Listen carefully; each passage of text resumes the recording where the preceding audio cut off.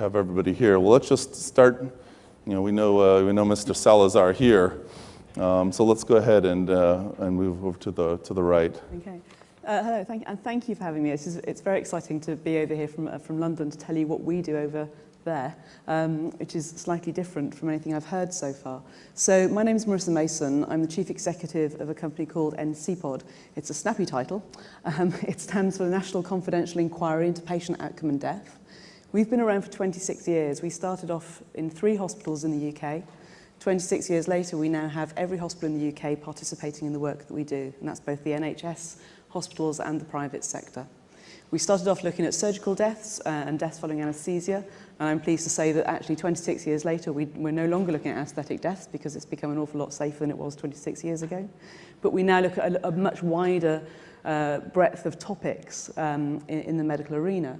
Topics are proposed because doctors mainly, but patients too, can provide those topics to us because they know there's a problem. They're concerned that the care that's being provided to patients is not as good as it should be. And what they want from us is a report with some recommendations that empowers them to be able to go back to their hospitals and say, look, it's not just us. I'm not a lone voice. This is happening everywhere across the UK, and we need to make a difference to patients for these reasons. So we have a whole mixed bag of reports from cosmetic surgery to trauma care, high-risk surgery, acute kidney injury. We did a study recently on tracheostomies, actually, which really rang home because of the lack of capnography being used was one of the main things. It was there and not happening. But our interest in resuscitation has really come through because as we've done a lot of medical reports, we've seen this increasing increasing amount of patients going unrecognised, they're deteriorating, and nobody's doing anything about it. Patients are coming in very sick, they're not being recognised as being acutely ill.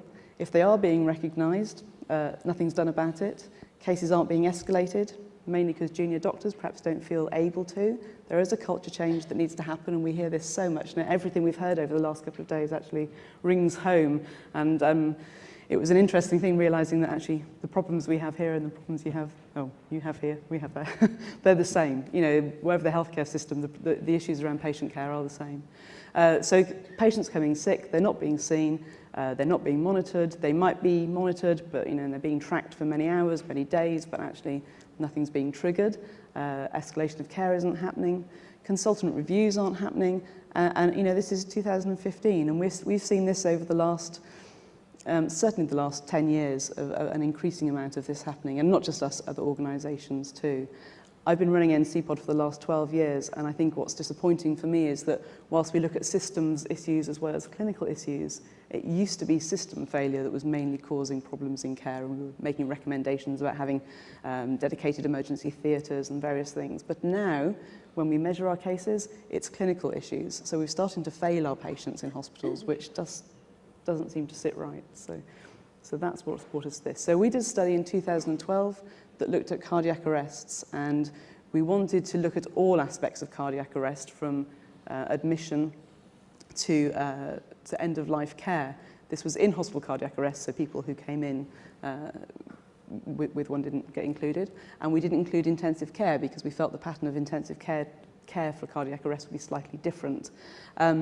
So we looked at the pre-arrest phase of 48 hours, during the arrest, the resuscitation as it happened, and we looked at the ongoing care afterwards and whether actually end-of-life care, do not attempt resuscitation, was being considered in, again, a very acutely ill elderly population usually that were coming in and perhaps should have had a dignified death rather than trying to be resuscitated. But if we come back to the antecedents that we were discussing here, is the fact that there were so many patients who were coming in, 75% of the patients included, had warning signs that they were likely to arrest. I mean, it's a really high number. 38% of the cases included, when our clinicians went through the cases, decided that actually these cardiac arrests would have been avoidable if things had just been recognised a bit sooner. And the way that we identify this is that we get a multidisciplinary, can't say that, under pressure, a multidisciplinary group of clinicians who come in, and other healthcare professions. So we have clinicians, nurses, resuscitation officers, intensive care physicians, emergency medicine physicians, who come into a room, they sit around together with patient case notes, and they go through and identify what went wrong. So it's not just a case of number crunching, it's really getting into the nitty-gritty of what happened in that particular case. And they identified 38% where the patient's cardiac arrest could have been avoided just by doing basic medicine. You know, this is identifying respiratory rates, pulse rates, making sure that the SATs are okay, asking for urine and input and output, well, not input, nobody does that, output measurements. But, well, we don't in the UK anyway. I think may have tried it once back in the 1500s, but it didn't work. But you know, this is basic stuff that actually just isn't being done because why? We don't know. We postulate perhaps it's medical training, doctors are being rushed through too quickly, but just being alive to the fact that actually patients coming in are sick needs to be taken more seriously. So. Well, thank you very much. And we drink water over here if you need some. Are you sure?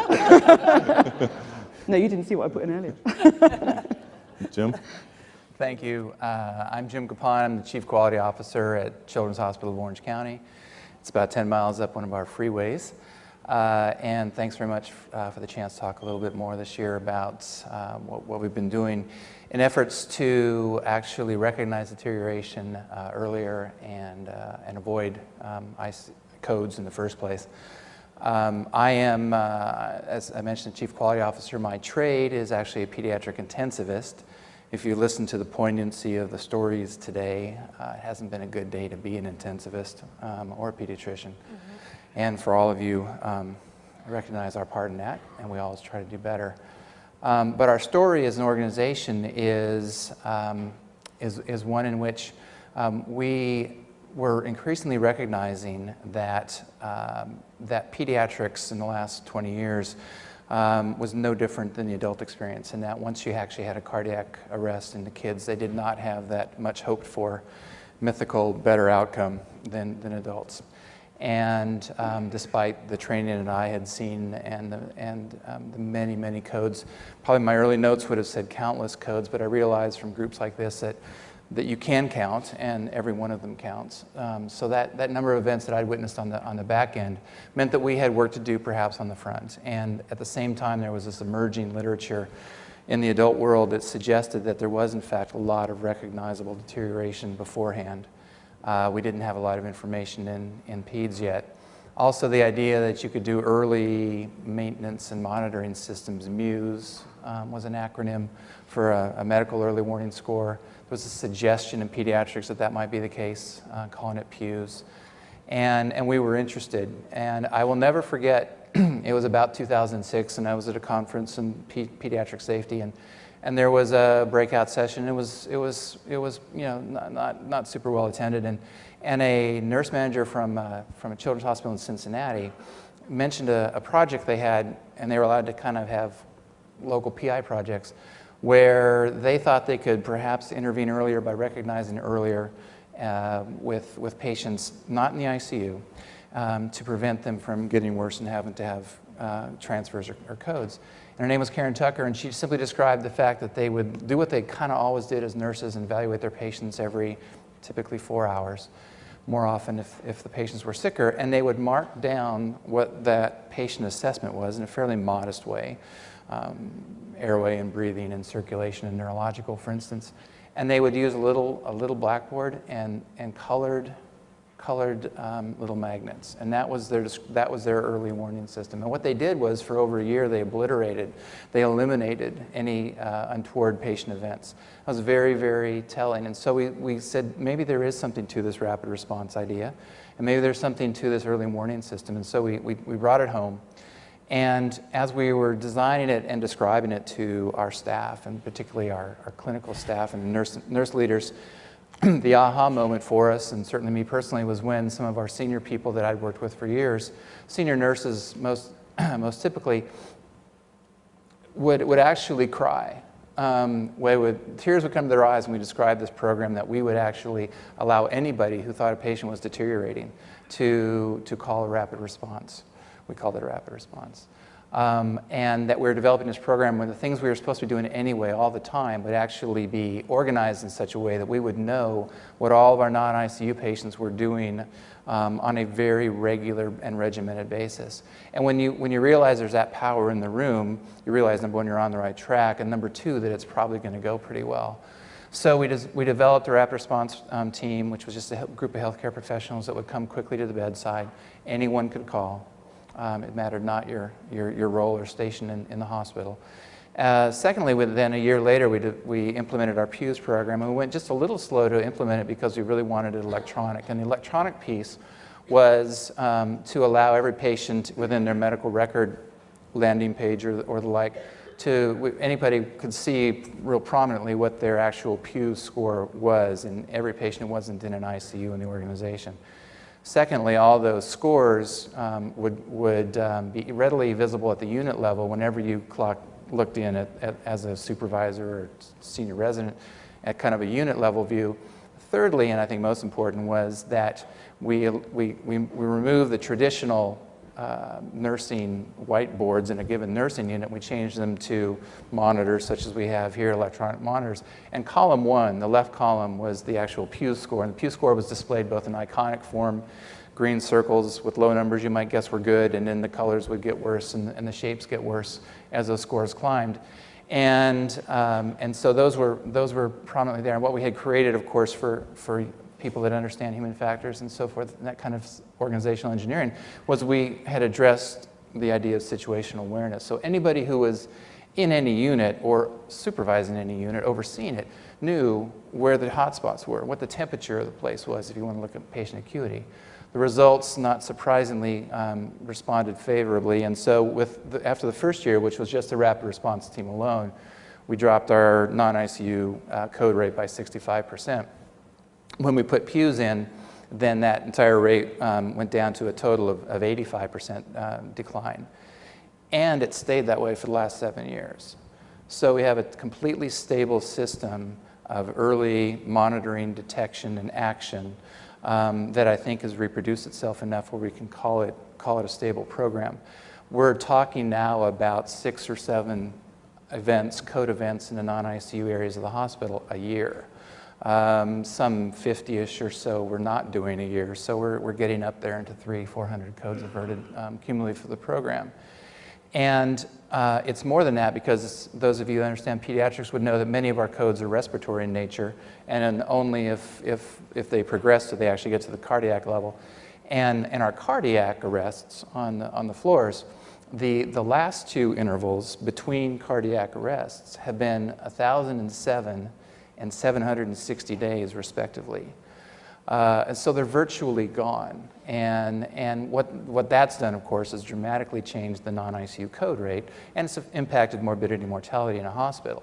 We have entire residency classes, for instance, that almost never see a non-ICU cardiac arrest. Now that causes its own problems, but it's a remarkable success. And so what there is, to summarize in our organization, is this wonderful sense and I think establishment of true culture change. Our staff in the non-ICU areas simply has no tolerance for the deteriorating patient anymore. They will not act. Sure, there are built-in algorithms, but it's bigger than that now. It happens way faster than our algorithms can respond. And so we have people, specialists, come to the bedside and cause better things to happen. And it's really been a gratifying program. Well, thank you very much. Thank you, Dan.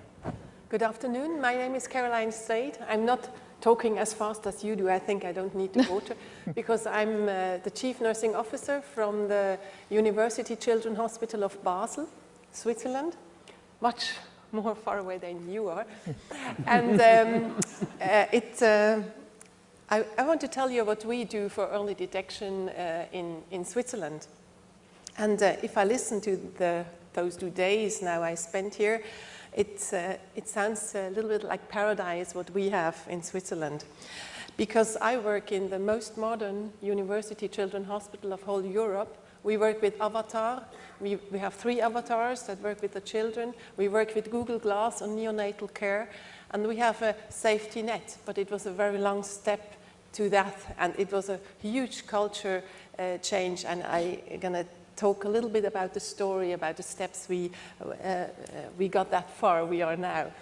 Our house it's a very old house. It was the first children's hospital in Switzerland at all. It was built 1863, and don't be afraid, I won't tell the whole years, but it's a very old, very traditional house, and we planned and we built a new house. We are actually exactly 4 years in the new house, and we had a huge change of culture in the last few years.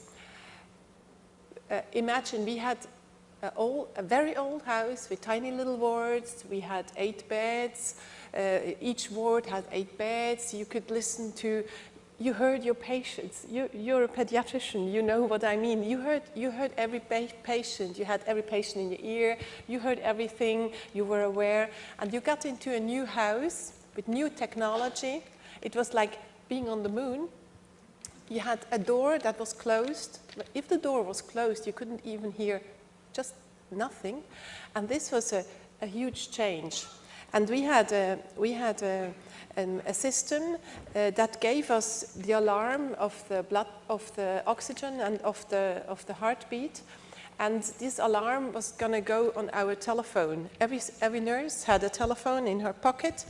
And we detected on one day 4,000 alarms on our phones on the wards. And we don't have 1,000 beds, it's just 128 beds. And 4,000 alarms a day was driving the nurses nuts, really. And we were in a new house. We said it's the most modern house of Europe. We had this great system, and it was driving the nurses nuts. And after 1 year, not even 1 year, after 9 months, I stopped arguing and I said, we have to rip it out, we have to get something new. And well, discuss this with the financial minister of a hospital after 9 months in a brand new house to rip a system out. But actually the point of no return was, the step was over, because we couldn't. The technology went on when we made the decision for this system we put in, and we couldn't change that. And we knew there was a new technology coming. And after 9 months, we were brave, and we said, we rip it out. We put in the new system. We did that, and we are very happy we did it.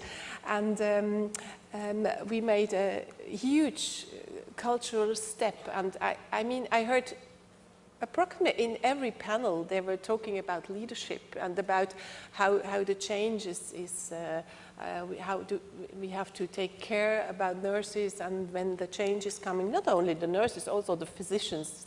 It was not only easy with them, but what we did is really a great improvement on our technical part, and also a great improvement for the skills, because it doesn't help anything if you have a great technical option. Wouldn't help if the nurses can't react or can't interpret the system the right way. Well, thank you. And Jeff? Yeah, hi, I'm Jeff Hersh. I'm the Chief Medical Officer of GE Healthcare Systems. We as a company have addressed a couple of safety issues in the past. And when we addressed the issue of radiation, which I think everybody here is sensitive to, we looked at that with a three-legged stool. We looked at people, processes, and then technology. And coming to the conference here, it's been fascinating. I've been trying to take a little bit of notes. People have been talking about leadership, have been talking about culture. We've talked about assertiveness. We've talked about respect. We've talked about transparency, communication. So there are many, many people issues that we've talked about. We've also talked about process. Jim was just talking about algorithms that they built in. We've had SOPs built in. We've had, you know, your Pew's system as a process and as a beneficial process. We've heard about checklists. The last leg of the stool is technology. And you've heard people say, well, you know, we've looked at the technology, we've seen changes in people's heart rate, et cetera. We have some technology that, the way I like to think about this is it looks at biomarkers. It looks at things that quantify or show you something about what's going on in the patient. And what we're trying to do as an industry is, how can we do even better in terms of what those biomarkers are and what technology can do? Well, the first step of that is for the industry that's going to create some of this technology to work really closely with our clinical colleagues and our academicians. I mean, it's important that academics, clinicians, industry work together to identify what are the issues that need to be addressed, what are the shortcomings, and how can we do better. What would you want to do with this? Well, we've heard a little bit about prevention. Obviously, you prevent an issue, it's incredible. So I'm going to give you just a couple of examples, but there are many, many examples. Let me talk about a couple of examples. Everybody here, clinicians even not, know that the heart, each heart cell is both mechanical, it squeezes, and it's electrical, it sends the electrical signal. Well, if you have a mechanical dysynchrony, if something's happened to the heart, you've had a heart attack, it's not going to surprise anybody here that mechanical dysynchrony may be a risk factor for electrical dysynchrony, that is, having a cardiac arrhythmia. Not surprising. Well, can we measure the mechanical dysynchrony? Can we quantize it? And the answer is yes. You can do an echo, you can get cardiac strain. And we've actually now done some studies that have showed that looking at this quantization of strain patterns is a better predictor for patients who are going to have a cardiac arrhythmia and hence should have an AICD in to prevent them from actually having a bigger problem, so you know, an internal automatic defibrillator. It's more predictive than what we do today, which the standard is if your ejection fraction is less than 35, you get one. If it's not, you don't get one. A couple of variations, but that's where it goes. So prediction becomes very important. We've also heard a lot here about making sure that if you're going to have somebody code, you want to witness that code. So you witness it by putting it in the ICU instead of on the floor. We all know the literature here. Although having a code, a cardiopulmonary arrest, is certainly not a good thing. If it is witnessed, your survival rate may be 20+%, and if it's unwitnessed, your survival rate is 1% or less. So it's huge to be able to do that. Well, what can technology do to help figure out which are the patients and what do you need to look at? So instead of just looking at somebody's ECG, there are other predictors. You can look at prediction like T-wave morphology. For instance, T-wave alternance. You can use some technology, and that's going to show which are the patients who are at a bigger risk of having a cardiac arrhythmia. You have a patient who's on a drug that may prolong the QT interval. By the time the QT interval is prolonged, you may be at a really, really high risk. There are T-wave morphology changes, notches in the T-waves, other technology that is going to show this earlier. So number one, you can stratify these patients. You can know where they should be, what biometrics you need to monitor. Also within your hospital, must it always be ICU closely monitored, floor not so closely monitored? Why can't you monitor unmonitored patients? Why can't you have wireless systems? So you can monitor patients even when they're ambulatory, a difficult decision we always make. We all know the earlier you get your post-op patients up and walking, the less pneumonia, the less DVTs, the less complications. So you want to ambulate them. On the other hand, if you're tethered to a bedside monitor, you have to make this decision. Let them walk around unmonitored or don't let them walk around. Why? Why can't we monitor them while they walk around? And this technology exists. These are the kind of things where industry, working with clinicians, working with academic, can do that. We can help risk stratify. We can monitor the unmonitored. We can better identify what's going on. And then finally, even when we're monitoring people, we've heard about early warning systems. We want to know that there's a change really early. We want to know for your son that there was a respiratory change. We don't want to find out already when it was a fully compensated respiratory acidosis. We want to know that there's a respiratory issue early on. So, pulse ox. You know this better than I, you're a respiratory therapist. Waiting for somebody's oxygenation to drop is a late sign. What was the changes in their respiratory rate showing that they maybe are developing a respiratory acidosis and compensating in some way before their metabolic compensation comes in, their initial respiratory compensation? What can we do? And so what industry needs to do, and what we are dedicated to do, and I think a lot of our partners are dedicated to do, we want to work very closely with clinicians, with the people in academics. What are the factors? What are the biomarkers? Can we push the window? Can we identify biomarkers which are even more predictive? Then can we measure them? You mentioned alarm fatigue. 4,000 alarms a day in a hospital of 128. You push the button. You know, I think of this like spam. How many of us have just deleted spam and you accidentally deleted that email from your best friend from high school who hadn't talked to you in 10 years, but you pushed delete because there was so much noise, so much spam, that you missed what you would have considered a very important signal. This is what alarm management does. And so when we look at the alarms, we want to be able to make really smart alarms. We want the alarms to know the individual patient. You have patients in your hospital with tetralogy for low, their O2 sat is 80, and you're thinking, wow, this is a good day, 80 is a really high number for this kid. You don't want it to alarm because it's below 95, and anything below 95 gets an alarm. That's just crazy. You want people who have frequent, have pacemakers. You don't want your alarms to click because now all of a sudden you have a pacemaker and it kind of looks like VTAC because you get the wide QRS, but it's really a pacer signal. Or you have somebody who has a bundle branch block and it keeps going off saying, oh my goodness, you have an arrhythmia. We need the alarms to be smarter. We need them to be personalized. We need them to look at what's going on in that individual patient. So what is normal for that patient? What are the trends of that patient? And then what are the signals, the biomarkers, the things that we monitor? How do they change to help us risk stratify, prevent, and then if somebody starts to decompensate, to know really early? And this is one of the things that we're very dedicated to, and one of the reasons that I think we need to work as a group. And the industry, you know, too often people say, well, how come you went over to the evil empire, Jeff? You know, used to be a good guy, and now you're not such a good guy. How did you go to the evil empire? And even myself, I'd be honest with you, when I started in industry, I actually still worked full-time in my ER so that I had a parachute in case I decided it really was the evil empire. And looking from it from the other side, you've heard it how many times? We want to do the right thing for the right reason to help patients. So I think That's what our goal is. In our breakout group, we'll be able to explore some of the issues in the interface between the bedside clinician and technology. We're out of time for this session here, but I do want to give Ed one last chance. With all of this automation and even moving into things that a bedside clinician might have trouble understanding, just being told there's something going on with this patient, call for help.